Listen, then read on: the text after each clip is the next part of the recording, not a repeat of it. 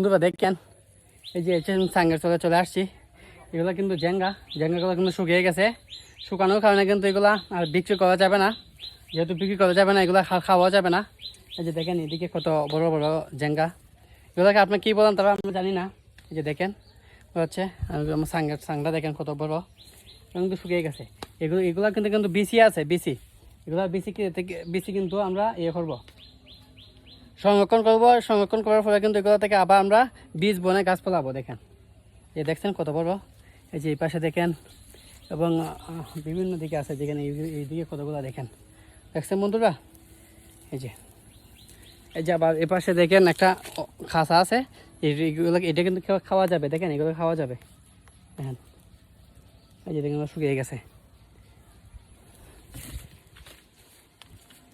এই যে শুকিয়ে গেছে এগুলা, দেখছেন এগুলোর ভেতর। তো আমি চলে যাচ্ছি।